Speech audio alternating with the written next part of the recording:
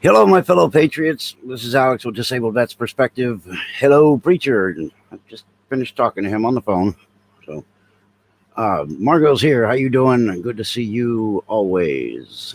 Zombie 5 and Angel Lawrence dropped in. Tony Patriot was here earlier. He'll probably be back.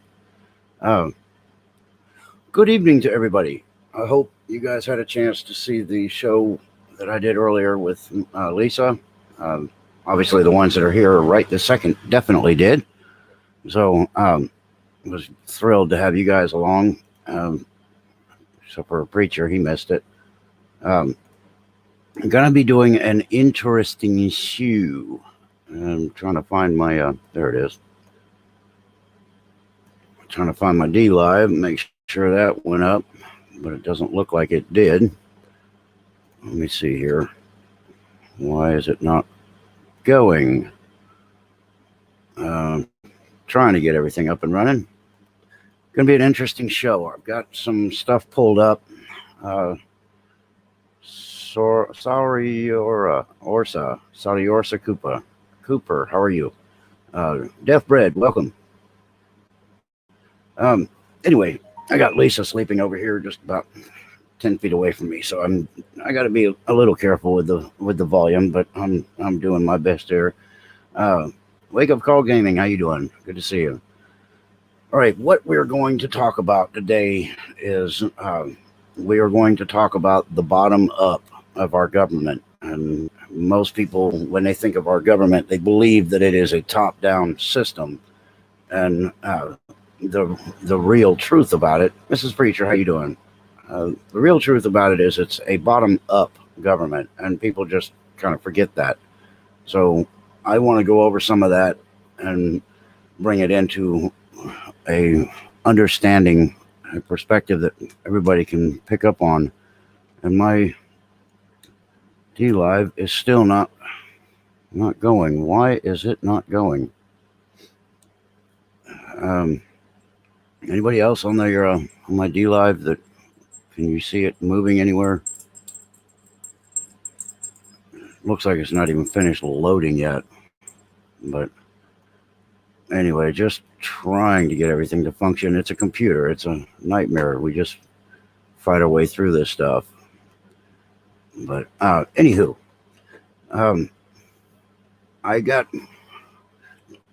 don't think my notification's going out, honestly, because only a few people are showing up just yet. I want to get into this, but I want to give it a chance so people can come and hang out and learn this stuff live instead of having to sit through a replay where they can't really interact or anything. So I'm trying to get people in here, trying to get my D-Lab up and going. I don't know why it's not wanting to load. But anyhow, if you guys have my D-Live link, as a matter of fact, I probably have it right here. You could go over to my D-Live and just take a quick peek and see if it's just my computer that's not playing it. I'll go check it, Margot. Thank you. Right now, it's not showing anything. It's just blank. But anyway, hey, Jason, how you doing? All right, so I want to start this out. I want to introduce you guys to a YouTuber that I follow. Some of you are probably already familiar with him, but his name is Zombie Farmer. And he did a video, this video. Let me open this thing up so you guys can see what I'm talking about. His video this one is called Civil War in America, Balkanization. Now, during this video, he said something that it was one of those things where it just snapped the light on in me, and I was thinking, why the hell haven't I talked about how this works? And I appreciate him for slapping the light into my eyes. But I want you guys to hear something from him a second. He's a good guy. He's a man of God. He's got a pure heart. He wants to help people. Thank you for what you do But folks, there is no doubt in my mind. just want to let him play for just a minute. That balkanization is happening. Okay, Cooper, I thank you. Also, in my mind, I believe we are closer than ever for an all-out assault. Unfortunately, I believe he's correct. Know as well that there is a lot of bad folks. They want to exterminate our beliefs. I want you guys to take the time and go see this guy and let him explain his point of view, because I don't want to take all of the glory from him. Here we go. This is the part I wanted. They tell me everything that I do in my local politics, not countrywide politics. I'm talking about local, small town politics. Doesn't change anything. Well, you are a liar. And that's what I wanted you guys to hear from him on this video. I want you guys to go watch the whole thing. But when I made the title of this, the government is a bottom-up construct, basically. It's not top-down. It has to be coordinated and controlled at your smallest municipality. Hello, Christy. Welcome. Your city council, your county board of directors, your domesticated dog walker, that kind of thing. You want to start with those, because the I don't want to say control, but the things that affect the community directly are coordinated by these low members in government. And if you have the right people in government, then you can get things done, because they will resist federal overreach. That is very important. You want to, where the hell am I? Okay. I'm just looking over here for setting up my next one. Now, I wanted to pull up a couple of stories about this. Hey, Jeff, good to see you. Because the weakest link can sometimes be the lowest level operative. But then on the flip side, it can also be the strongest link. Because if you get somebody in there who is a constitutionalist and will, by God, if it's not in the Constitution, I will not follow it. It's not a direct order. It cannot be a legal order. And that can go all the way to the elected officials. So if, for example, the let's call it your county decides that they want to do a countywide gun ban, even though it's unconstitutional, and they decide, okay, well, we're going to take all the guns from the people in our county, then it becomes your local municipality, your sheriff, your elected sheriff that is in your little district, or your city. You've got a municipality in your city that will control it. They can defy that order, and they can say to that person, the county mayor, whatever, whoever, they can say to them, no, I'm not going to follow that order. It's unconstitutional. And there's nothing that can be done to them about that. The opposing force can piss and moan and maybe bitch a little bit out loud, but there's nothing that they can do about it. If they take them to court, and it's a constitutional court, not a liberal court, then they will just kind of whatever, just throw that one out. It'll be done. So the power is in the smallest of the elected officials. The idea that the president has everything to do with every single step in this country is not true. The Biden administration, that's hard to say, their attempted administration is wanting to control every state all the way back, all the way down to the court of the county municipality. They want absolute, total, and complete control over every aspect of the country, and it doesn't work like that. There's a chain of command. Uh, Dagan Hills, how you doing?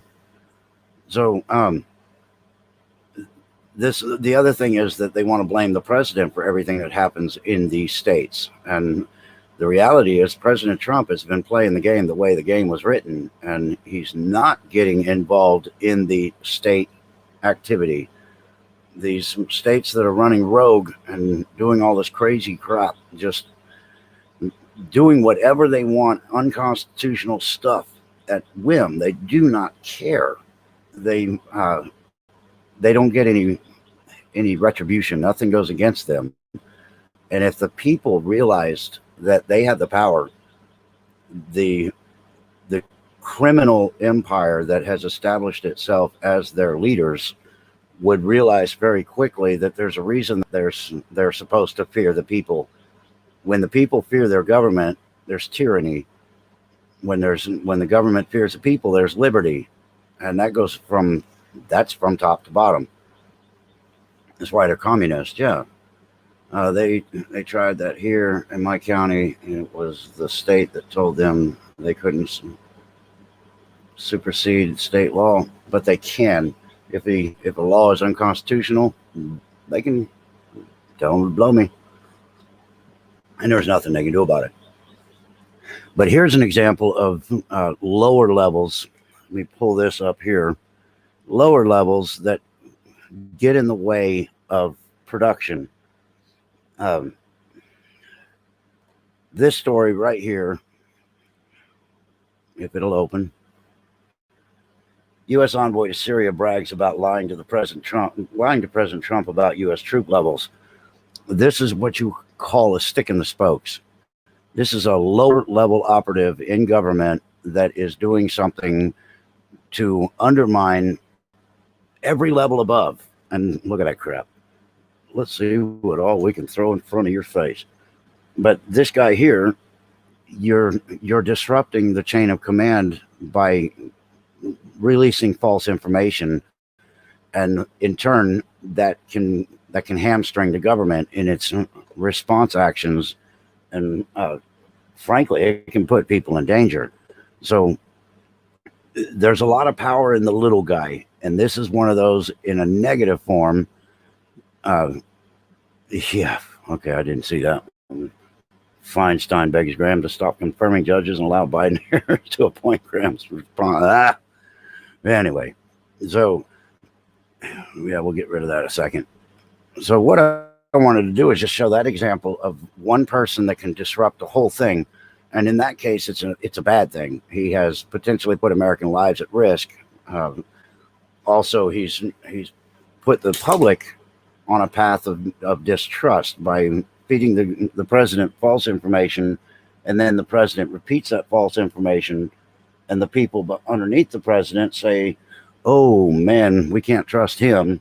You know, we got to stop that." But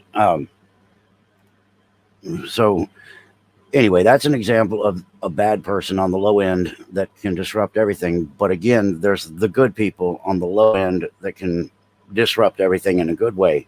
They can really become a thorn in the ass, because once it reaches the Constitution, it kind of gets a quick stop hurry, or a quick in a hurry stop, because the opposing forces just eventually they have to throw their hands up and say, I don't know how to beat this. This thing is a wall that is in our way. And that's why they're trying to destroy it. That's why they're trying to get people to believe it doesn't exist and that they can supersede it anytime they want. It's a living document. No, it's quite realistically paper. It's not living at all. It's very static. When the first cruise ships wanted to dock here in Cali, the president said no, and Newsom ignored that and let them. Yeah, well, that's the thing. The president can literally merely suggest that governors do certain things.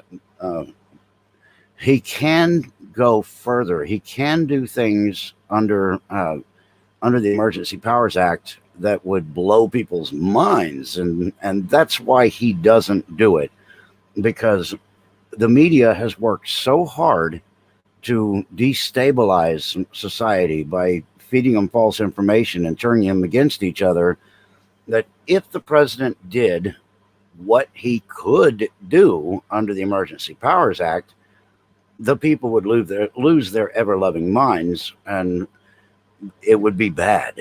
So sometimes you just have to bite the tongue and let the governors do their stupid shit without getting in the way.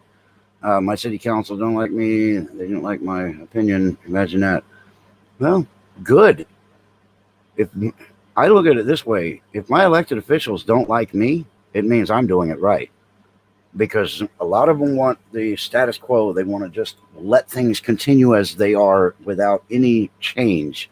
It's comfortable here. We just want to throw our feet up and be done with it. You have to, as I always say, grab the cat by the tail and scrub the fur the wrong way. And our cat loves that, so it doesn't always work. But figuratively speaking, if you really become a pain in their ass, then you force them to do stuff, and they get off their status quo and they make changes for society.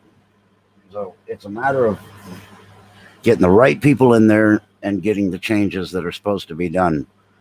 I know they don't like my version of truth. Right.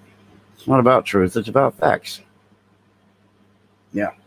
Something like that. I told my wife in 4 years I will be voting thousands of times in other states. Well, hopefully you'll be around a lot more than 4 years, but yes, I figure someday I'll be voting Democrat, even though I can't stand the idea of voting Democrat or Republican. I vote for the person. I mean, I will never vote for another Democrat ever, because they're not Americans anymore. They have absolutely turned on this country. They've turned on the people. They've called us every name in the book, but we're all supposed to get along now. So that's great. On election day, I received a text saying to help vote in the swing states, though I'm in California. Huh. Yeah, there's been some shenanigans. Dangerous Freedom, how you doing? Chinese seeds. They were testing the Postal Service to see how long it would take to the ballots to get to America. That's interesting, Jeff. That could be entirely true. That could have been a probe. Eldon, how you doing? All right, so I guess the main reason I'm bringing this up about the bottom-up government is because it really doesn't matter who becomes the president if you have a power structure in place below the president that has, as Pete so eloquently put it, testicular fortitude, or a big honking set of balls, and is willing to use said balls to swing them through the room like a wrecking ball and do what has to be done.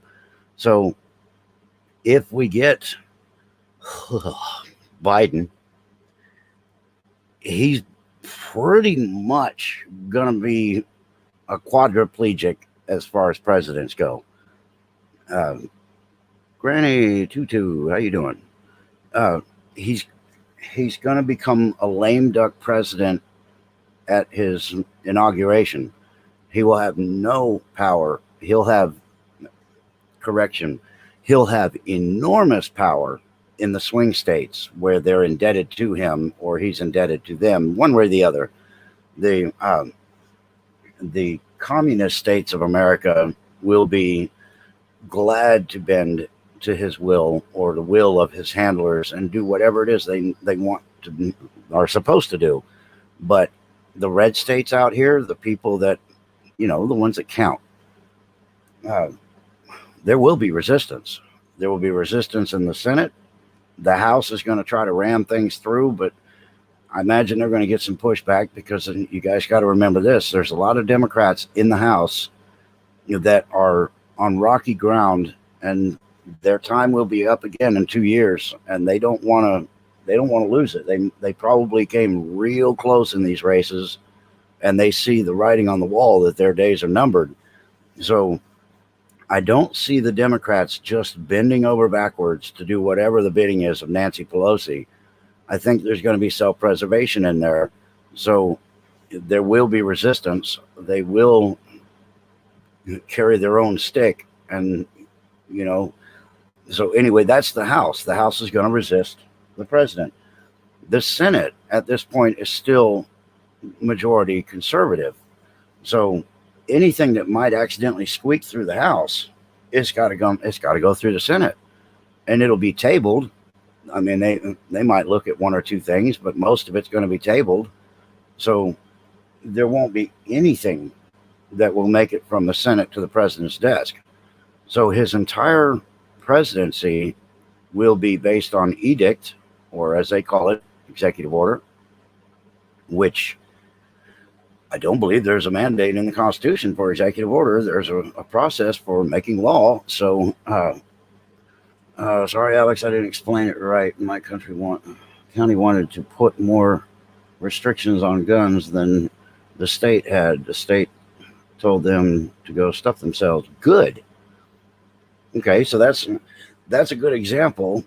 The people in the county were probably trying to argue with their county representatives, and they were resisting them, so they went to people above the county and they had to intervene. So that's the opposite. That's a lower group trying to do something stupid, so the people go around them to get to the higher group. The higher group has to interject and correct the lower group. So, like I say, it's a system. We the people have the power, and I've made this clear so many times that the president also is not the boss. He is an employee of the state. He is our employee. We are the state. And, if he does our bidding, we let him keep his job. If he doesn't, we kick his ass out, unless it's Joe Biden, and then he steals it and tells us, I don't care what you tell me anyway. Or he's convinced that he doesn't work for the people because he told somebody at the steel mill or whatever it was, hey, lordy, I'm in a dim town, dim county, and dim state. That's pretty dim. I'm screwed. I think that something we need to pay attention to is these lawsuits that are going on. What they're doing is they're finding fraudulent votes and illegal votes. But guess what that kind of means by default? They're probably going to find out that the down ballot races were cheated on too. So there may be a whole lot of seat swapping going on as they expose this stuff. There may be a lot more conservatives that won that were totally railroaded and, just kicked out of the way, and they placed their Democrat in there. So be patient on that. We may see that this country may look a lot more red than most people realize after all the courts are done. Within a few months of Biden, we will have a mass shooting blamed on Trump supporters, and that will be the catalyst that starts the attack on the Second Amendment. Well, I understand that, and I believe it. They're going to come after the guns, but who's going to do it?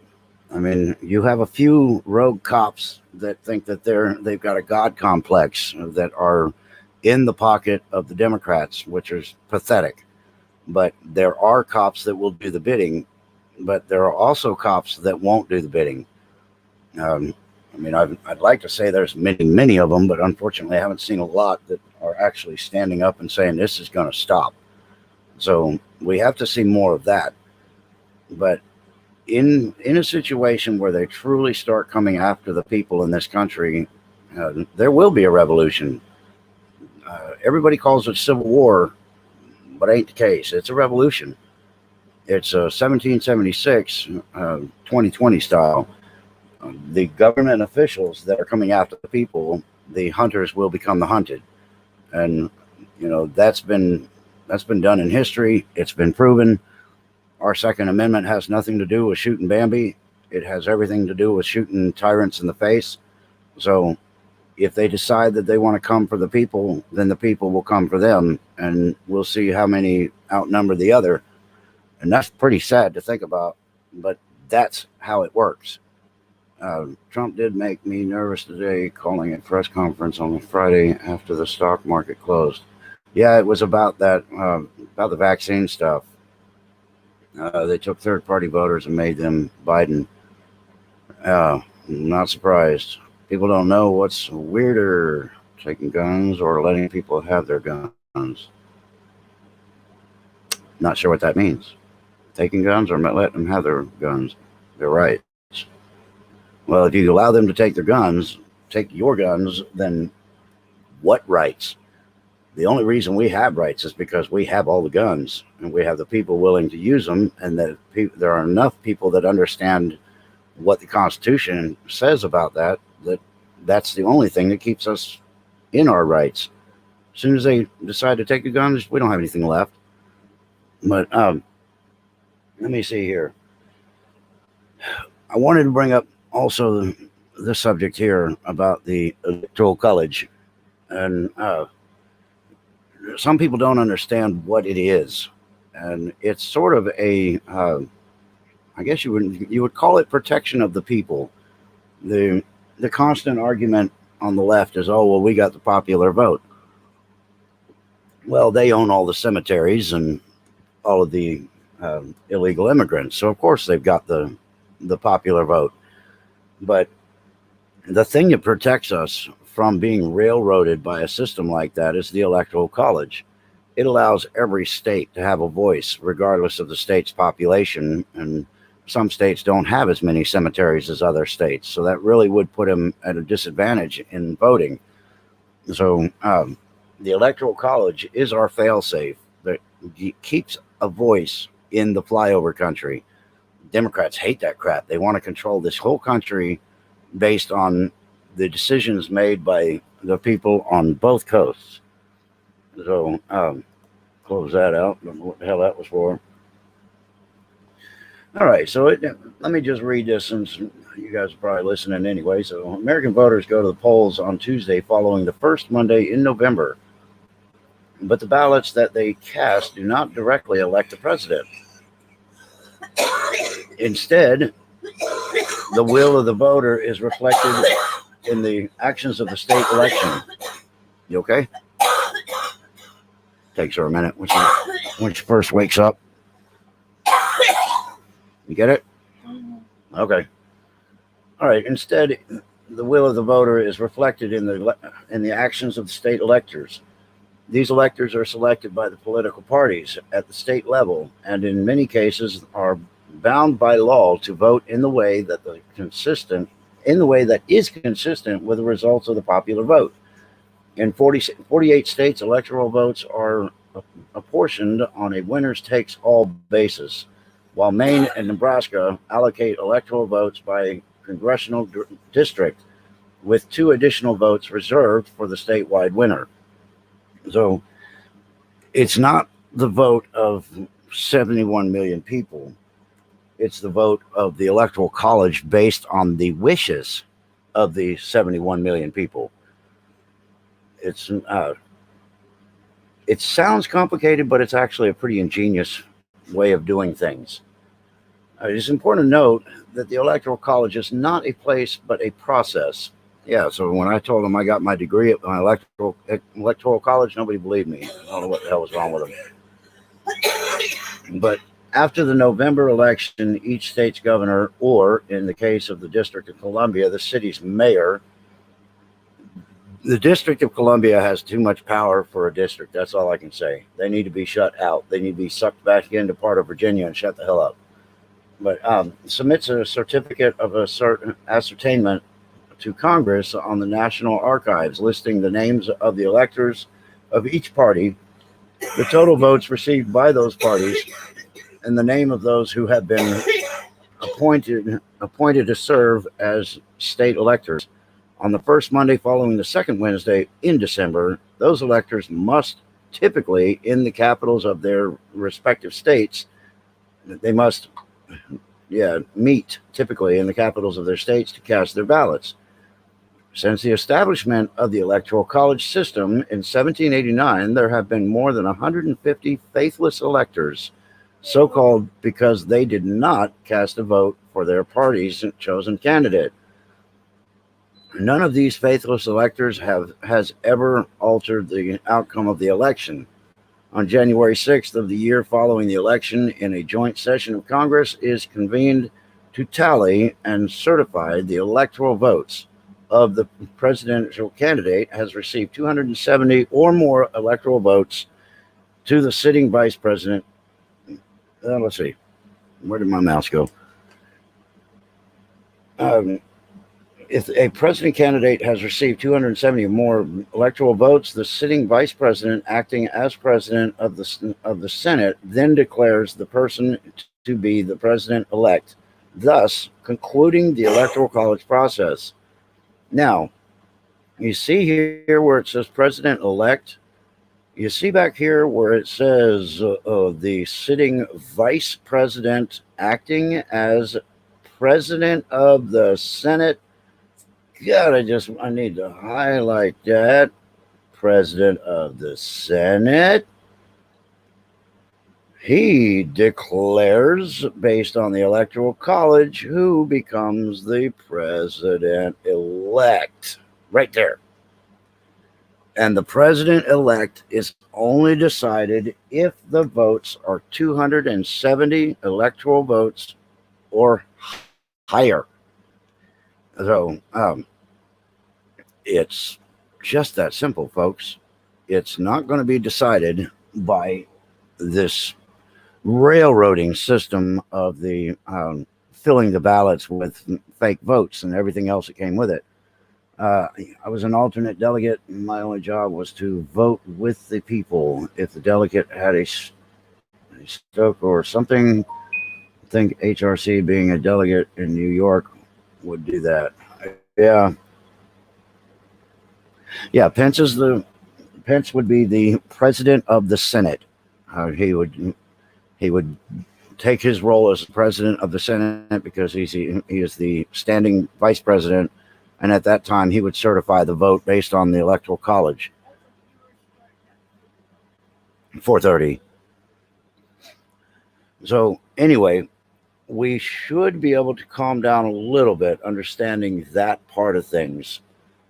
But there is more that I've got pulled up here that I think you might find interesting. We're going to get into what happens if there's a thing called an electoral stalemate. And here again, we'll show you the powers of the levels of the government based on their positions. And believe it or not, the checks and balances system was pretty good when they were putting this together. And what I want to show you now is one other time in our history when we had a little thing called a stalemate. Not to say that this campaign right now is a stalemate by any means. I think it was an absolute landslide by the incumbent, and I think it has been systematically stolen by the challenger. So MSM already floating the HRC may have a place in Biden administration. Yeah, up a ye's ass. Just watched a new Trey Smith video. It is uplifting about prophetic. Okay, cool. Electoral stalemate means each state gets one vote. Yeah, I mean, it has happened in the past. So, but this one, you got to look at the date, 1876, 1877. So, things have changed since then. But it says the election stalemate of 1876-77, despite Samuel J. Tilden, Democrat in New York, nearly 300,000 vote plurality,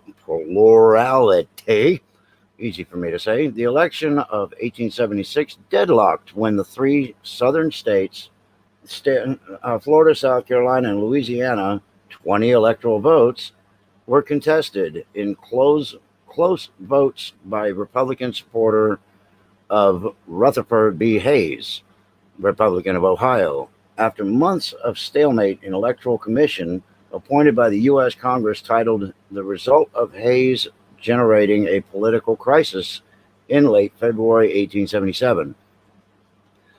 The Wormley conferences, which quietly convened key allies of Tilden and Hayes at Wormley's Hotel on February 26 concluded a bargain which had the effect of ratifying Hayes as president-elect only several days before the end of the Ulysses Grant administration.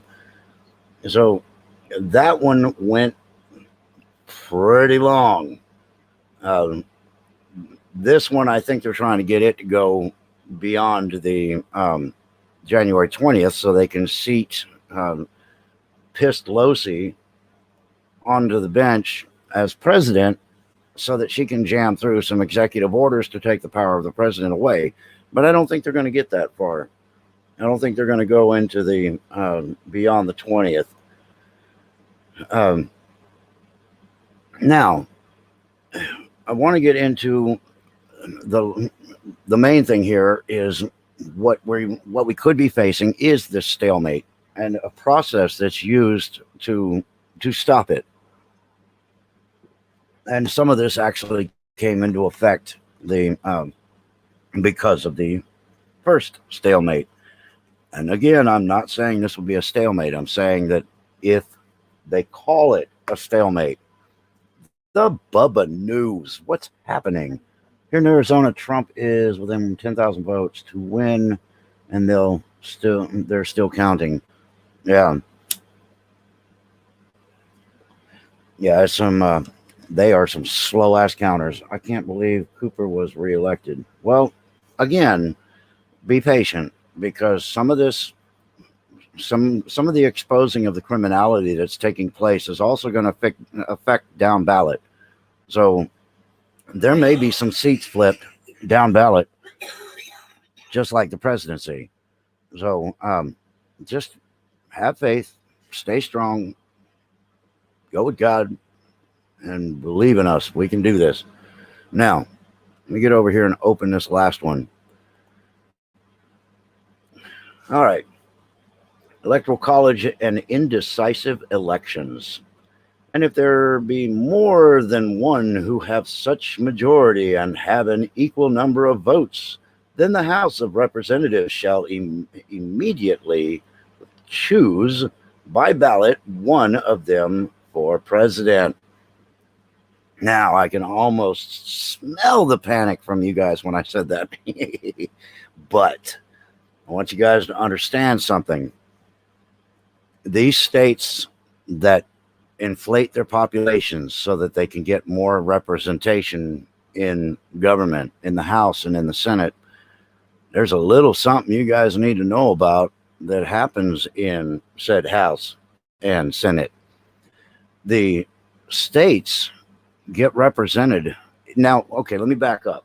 If it comes down to it and there's an absolute stalemate, one side says mine, the other one side says mine, and they're pulling on both arms, and you start to see a little rip in the top of the head. Well, then there's a little thing that happens in the House. The House of Representatives actually will choose the president. But here's the funny part. There's no power that one state can have over the other. And I want you to look at the electoral map and understand one thing. You got to look at it and you got to ask yourself, how many Democrat states are there and how many Republican states are there? And then you got to realize that one state equals one vote. So if the House of Representatives has to make the decision, hello, Michelle. If the House of Representatives has to make the decision, then each state gets one vote. If that state has 5 representatives in the House, doesn't matter. They get one vote. So, Jason Schmidt, there you go. So, let's just take a second. Let me get rid of the banner here. All right. Actually, we'll show that one. Look at that. There's your actual number. This is your Democrats, 14. Here's your Republicans, 36. So just take that number and smile and realize that they can contest this thing. They can jump up and down like a 5-year-old in the toy store when you tell them no, but then they lose, because if they push it all the way to the House, then the House gets to make the decision, and that's not going to be in their favor. In California, the census, people were relentless about gathering our household info before the ballots were mailed, to the point of harassment. And Kelly, I'm not surprised. And Pig Lousy sees double though, since she's drunk all the time. Yeah, well, that's true. But anyway, so what I wanted to do here is explain to you that there's a power structure in our system that is actually for the people, even though it looks pretty dark and dismal. And I'm not answering that right now. He'll call yours in a second. But we actually still have a lot of power. We the people own the government. There's no other way around it. And there's systems in place that are going to be in our favor. And there comes your civil war when they take rioting to the whole darker level. Well, Bubba News, I agree with you, but I've watched Antifa training videos.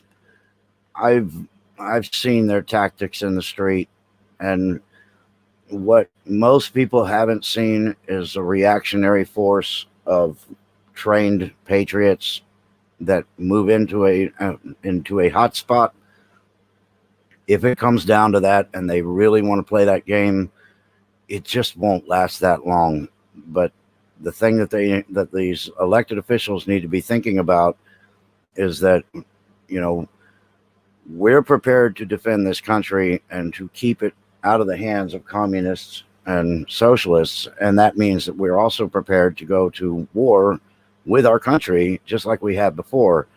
And then that big question, well, what are you going to do against a military that has these weapons? Well, just let me tell you, only at their absolute best, the left will have 30% loyalists in the military, which is a pathetic number. But Johnny Rhodes, how you doing? 30% of the military will go lockstep with the left. And, it's pathetic, but that's reality. But guess what that means? There's 70% of the military that will go against the system. So that means those people that are active duty, that have the same access to all of that equipment that the government would try to be using against the people, would have access to that equipment to be used against the government that is trying to tyrannically take over a civilization.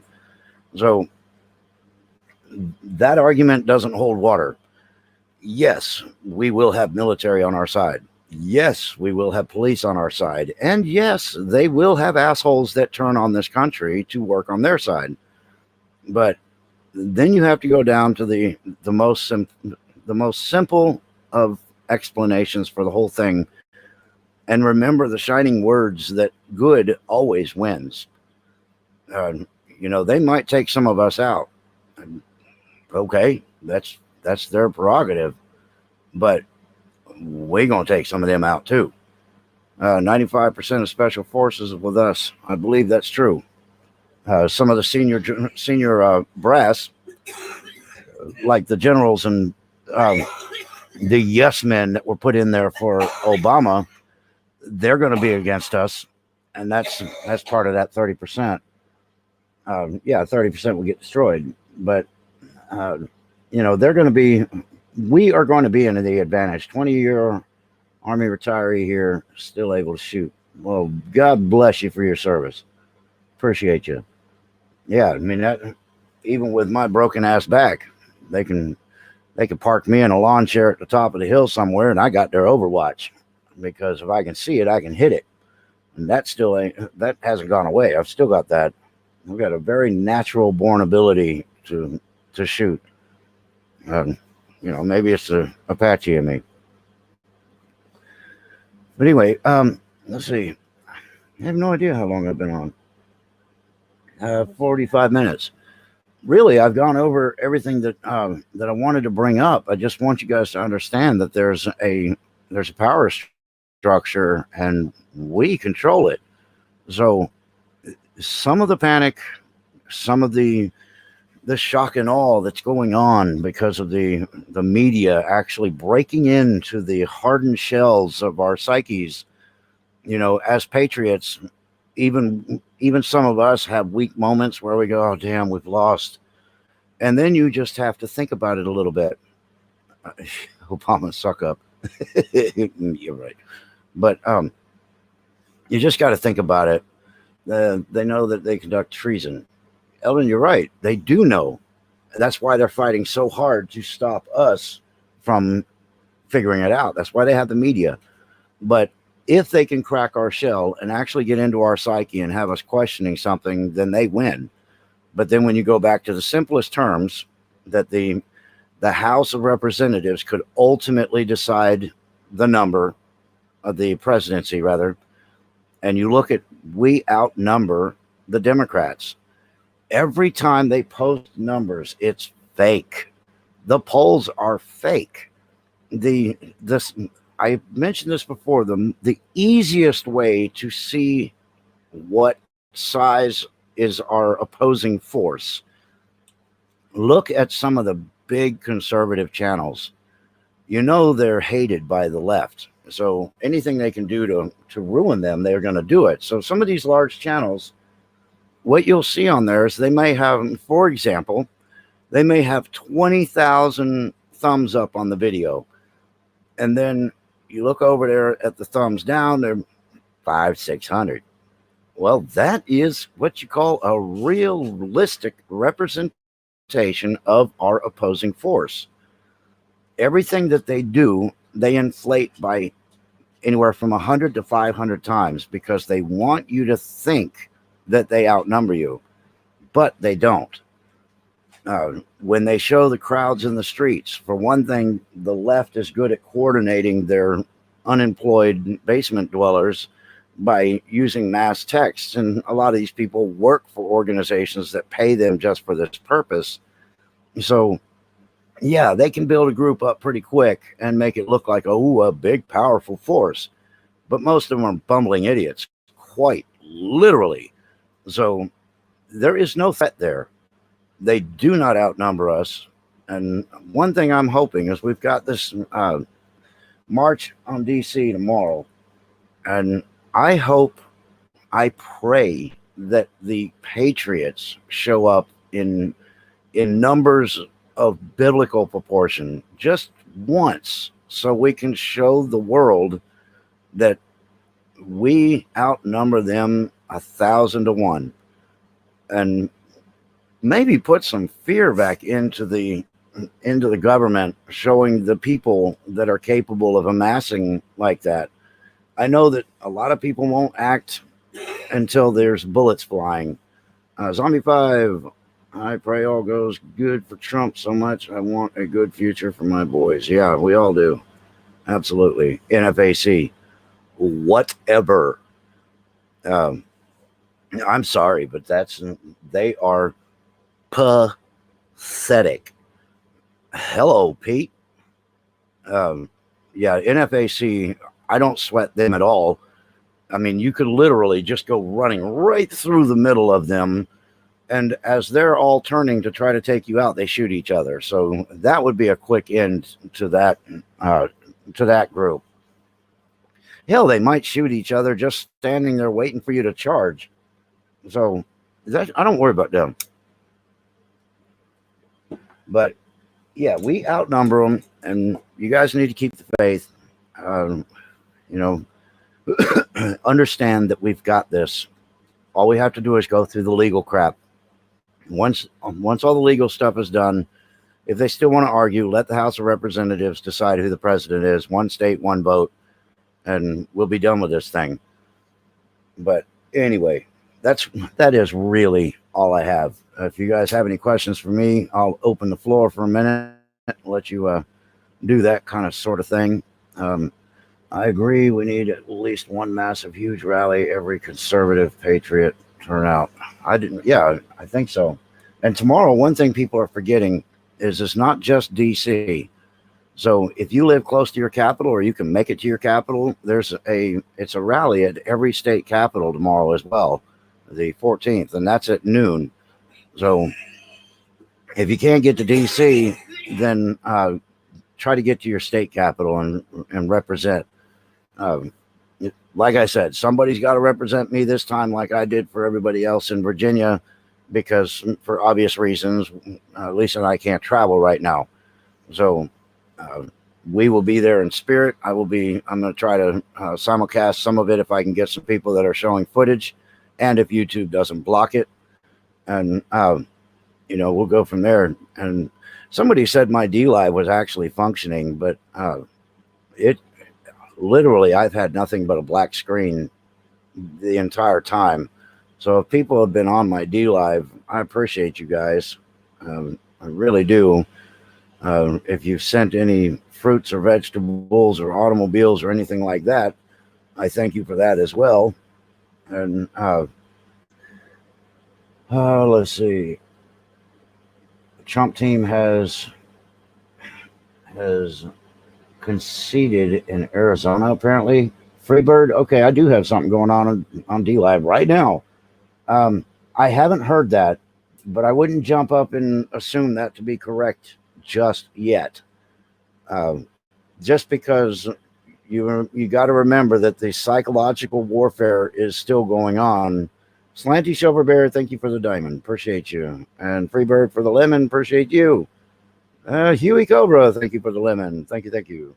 Man, you get all the way to the end of my show, and then all of a sudden I can see my D Live working. But you know what I want to do, though? Just for the shits and giggles of it, I want to open up my chest. I want to give you guys a little sprinkling of something. So brace yourselves and hold on tight, and let's do that thing for a second. It's 27 seconds. Suzanne just donated a lemon. Thank you for that. And thank you, Margot, for the prayers. Yes, please don't quit praying for Lisa. We are still on the path to recovery, so we still need that power of prayer. We still need you guys, the energy. Never underestimate the enemy. Johnny, I understand that, but you don't underestimate an enemy, but you do. You analyze your enemy, and when you see a distinct advantage in their natural behavior based on your observation, you can calculate how they would respond in warfare. You may not be 100% correct, but it's all about recon. You got to know what you're facing, and I think what we're facing is not capable of standing up to a trained military force, because there's a reason we went through the military training that we went through, because it teaches us how to be the best fighting force in the entire universe, and to stand up against that with no training is not realistic. So I'm not sweating these people much. I don't worry about them. For one thing, I've been shot and I've been stabbed, and it doesn't hurt that much. It pisses you off pretty bad, but that part's not going to do much to scare me. But anyway, huh? Your sugar? Okay. All right. Well, my duty calls. All right. The goods are handed out. And oh my God, Margot just dropped me a Lamborghini. Ninja Guinea, same thing. Suzanne got a lemon, Pete the Patriot a lemon, Huey Cobra ice cream, another diamond by Soylent Green. Thank you. Pete the Patriot dropped a diamond. Appreciate you guys. Much love and respect. All right, so with that being said, I hope you guys have enjoyed this. I hope that I've been able to relieve some of the anxiety over this whole election thing, And I hope that we can continue this process peacefully. And, once we get on the other side of this crap, we're supposed to get our 1,000 years of peace. So let's hurry up and get through with the dark and get into the light. Find their weakness, and then you have them. That's exactly right. You exploit the weakness. All right, y'all. God bless you all. Thank you again for everybody. And this flag behind me, God blessed America, made that for me. Group of people, some great, outstanding patriots helped to donate to the cause to get that for me, for Lisa and myself. And I love you guys. You guys just absolutely rock the joint. But anyway, I got to go take care of my honey. And with that, I will say good night, God bless, and